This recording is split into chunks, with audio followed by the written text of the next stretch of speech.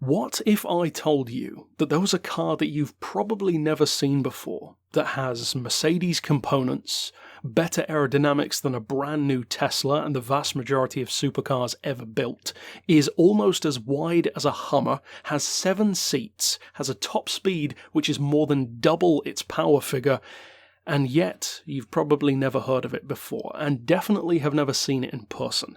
Well, that is this car, and it comes from the 1930s.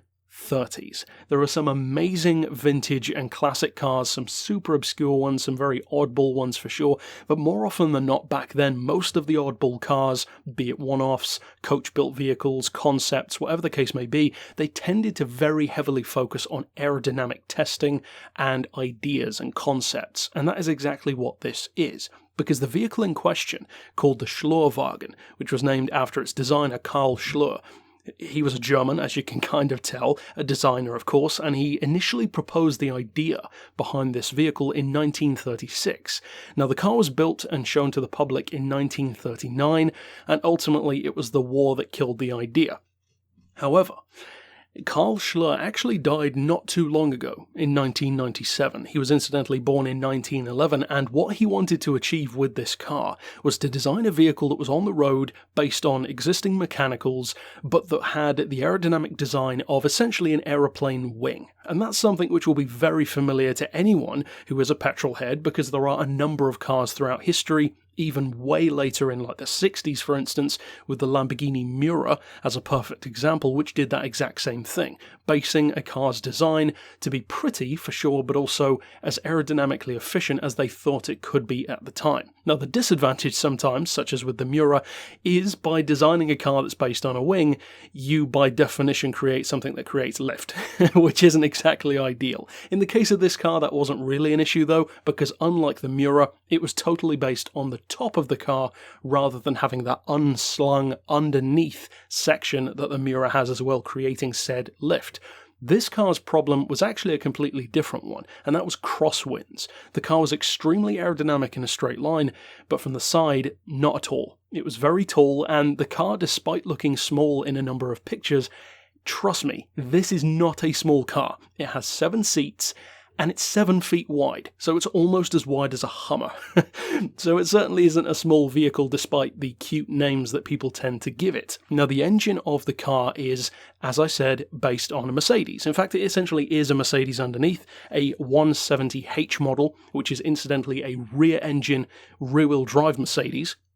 And this car actually has the chassis and the engine from that car. It's a 1.7 litre inline 4 with a mighty 38 horsepower. Now here's where things get impressive, because that aluminium body allows this car to improve the top speed essentially of that Mercedes that's underneath the body from the existing speed of 65 miles an hour, which is what the Mercedes could do. In the case of this car though, it could do 84 miles an hour. And that's with no increase in power, no change to the mechanicals underneath the body whatsoever, purely an aerodynamic change.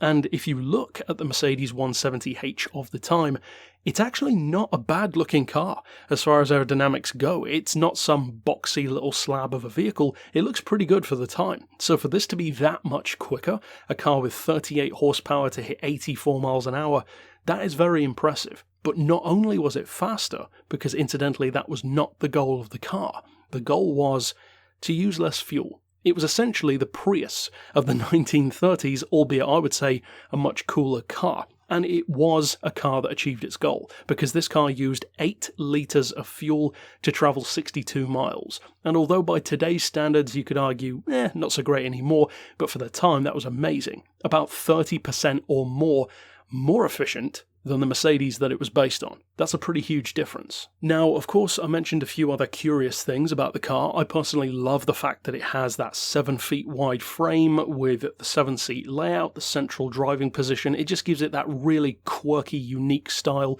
that's much more than just a rebodied Mercedes. It really is far more than that. However, the the car was not without its problems and mishaps. Of course, I already mentioned the fact that crosswinds were this thing's biggest enemy, which would make it unlikely to have ever seen success regardless of the war, but I personally think it's actually a great looking car. I would love to create like a kit car with a fiberglass body that looks like this, but even so, apparently from the design it probably wouldn't be such a great idea if the car's just going to roll over in a crosswind.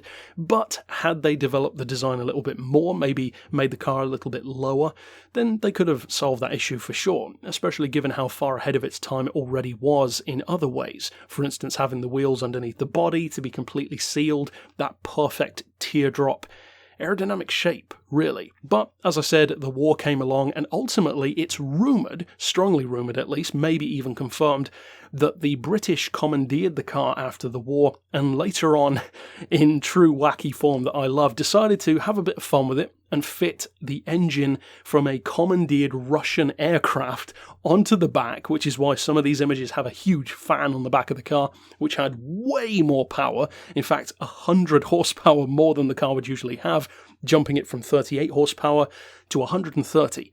Now, doubtless the car was very quick, but at the same time, when you take something that is, yes, very aerodynamic, but then swap it out from being gear-driven, in other words, through a normal drive shafts and gearbox, etc., to being thrust-driven by the fan instead, well, that could cause issues, especially when the car is, as I already said, not exactly ideal when it comes to crosswinds. It was tested. I wasn't able to find much, if any, information as to how quick it actually was with that engine on the back. I should imagine pretty good in a straight line, but of course with any thrust-driven vehicle of any kind, be it a jet engine, a fan, whatever the case may be, it's not exactly ideal for cornering, because the car just wants to go straight all the time as soon as you give it throttle, and although you could argue that's the case with any car, you can really feel that problem a lot more, especially when you can't exactly slow the fan down in the same way as decelerating a normal car. Now ultimately, the vehicle was lost to time, and although the body was damaged, it is believed that it's possibly just gone into some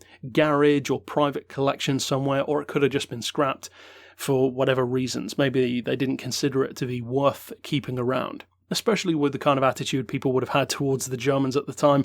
Kind of understandable if that happened. It's a shame though. I think this is a gorgeous looking little car. I know it's probably a controversial thing to say that I do think it looks good, but I actually really do.